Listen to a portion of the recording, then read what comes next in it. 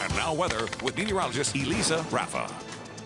We had some storms out there this morning. Here's a look at some of those storm clouds that were taken in Springfield near Cox South. Jeremy Michael took this. Some pretty cool storm clouds over the hospital. Here's another shot of those storm clouds this morning. A lot of the storms really hung to the north as we got through the morning. We're seeing some clearing now. Peaks of sunshine making it into Springfield and points west. The radar pretty quiet. Not much going on outside of maybe sprinkles down to the south and east. And look at what has happened to the instability map. Now, again, the Weather Service is going to be launching an extra weather balloon today. We use weather balloons to assess the atmosphere from the ground all the way up, and we do that every day. But today we're doing it a little bit more because we need to know what's going on in the atmosphere a little bit more to assess the severe threat as we head through the afternoon. So now this morning we had these thunderstorms up to the north. It used all the energy that was there, and now notice there's not a lot left. So we've got to see how much energy can rebuild itself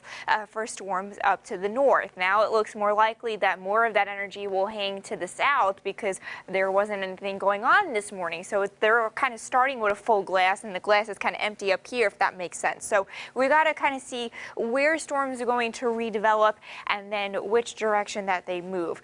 It does look like storms will redevelop along I-44, if not a little bit to the north. That's where the boundary is left over from this morning. Then those storms are going to push to the south and east, and we'll have that severe threat mainly along and south and east of I-44. This is what the risk looks like for right now. It changed from this morning, and we just got a message from the Weather Service that they're going to change it again. So at the end of the show, if I get this updated, and I'll show it to you, but generally speaking, that severe threat is going to sit to the south and east of I-44 as we head through the day. Timeline after 1 or 2 o'clock is where we'll see storms redevelop. They'll push through pretty quickly, be a little bit more scattered this evening, and then I do expect us to clear out by midnight.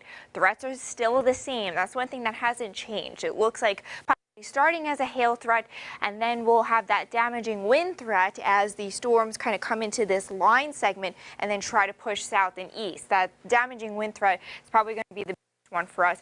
70-mile-per-hour winds, golf ball size hail, isolated tornado can't be ruled out, but that is a very low threat.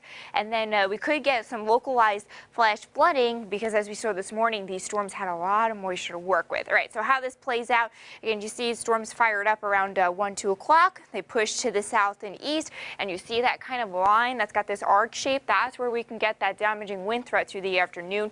Pushes to the south and east pretty quickly. Could have a couple of storms linger this evening, but then notice by 10, 11, midnight, we're kind of clear, at least having these storms kind of linger south of the border. We'll be dry by tomorrow morning, just pretty muggy, and then mostly sunny, hot, and humid tomorrow. Temperature at 92 tomorrow, 93 on Saturday. A brief cool down, if you call it that, 84 on Sunday, and then temperatures warm back up next week. 87 today, scattered showers and storms, again tracking that severe threat from mainly wind and hail. 69 overnight, storm clear by midnight. 92 tomorrow, hot, humid, another hot one on Saturday, cooler, some relief from the heat on Sunday at 84.